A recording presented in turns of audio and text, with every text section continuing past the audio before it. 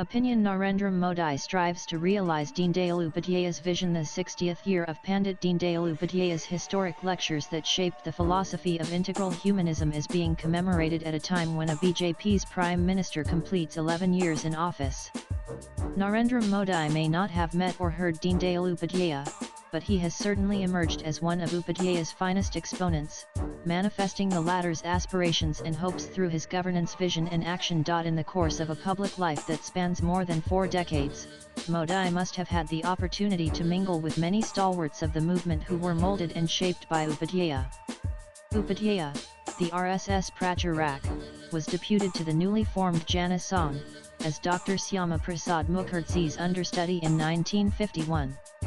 He went on to shoulder the burden of laying the foundation of the new political party for the next 15 years, emerging as one of the tallest leaders of the Nehruvian and the immediate post-Nehruvian era. Modi, an RSS Pracharak, was deputed to the newly formed BJP and for the next 3 odd decades, toiled for the new party, at various levels, till he scripted and charted out for it a historical course that is altering India's trajectory.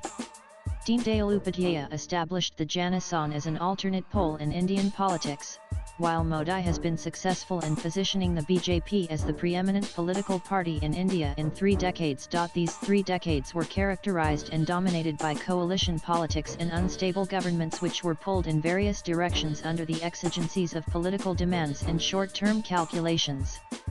Absent, during these 3 decades, was a grand narrative of where India ought to be and of how to reach that position. Narendra Modi has comprehensively altered that.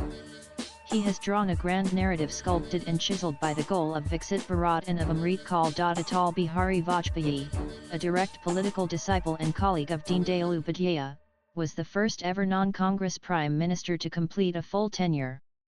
Vajpayee's 6 years at the helm saw flagship initiatives being launched which reflected many aspects of governance and policies that Upadhyaya had advocated in his writings, public addresses, and talks. Throughout Upadhyaya's tenure as General Secretary, the Jana Sangh had advocated the necessity of India going nuclear. One of the first major decisions that propelled India to the status of a major nuclear power was Vajpayee's decision to go in for the nuclear tests in May 1998.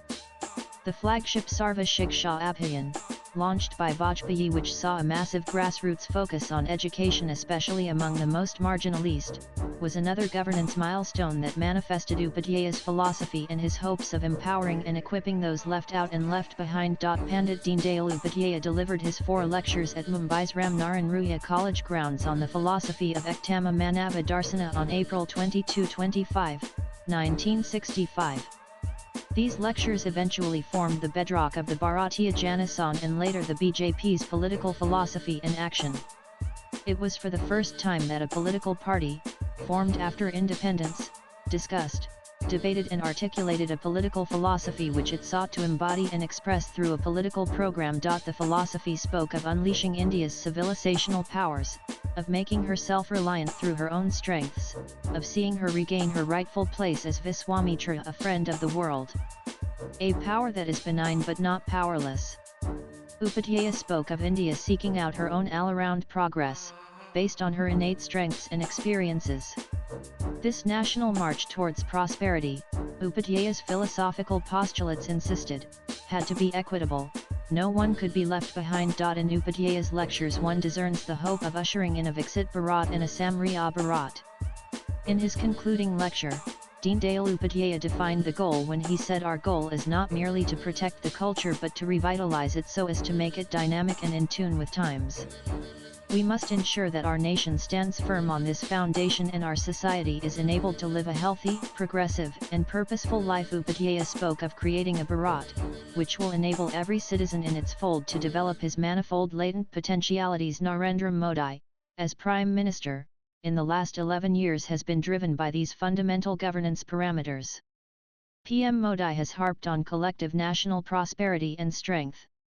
To realize a healthy and purposeful living has been the key goals of his governance action. Swipe left for next video. Narendra Modi's vision of Garib Kalyan, his governance philosophy of reaching out to the most marginalized, his unceasing emphasis on Atmanirbharta self-reliance, his uncompromising championing of India's national interest and of her national security, his Panchamrit foreign policy, which is a shift from a powerless and defensive Panchsheel-driven foreign policy, his focus on securing and developing India's borders, his concept of Jan Bhagidari, his fulfilling the promise of one nation, one constitution, his vision of Ek Bharat, Sresht Bharat, his emphasis on Vikas or Virasat, which means development along with the preservation and dissemination of the fundamentals of our national heritage and inheritance, fundamentally and intrinsically reflect Deendayal Upadhyayas thought and vision. The author is Chairman, Dr. Syama Prasad Mukherjee Research Foundation,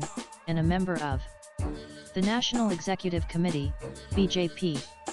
The views expressed in the above piece are personal and solely those of the author. They do not necessarily reflect NEWS18's views. Latest blogs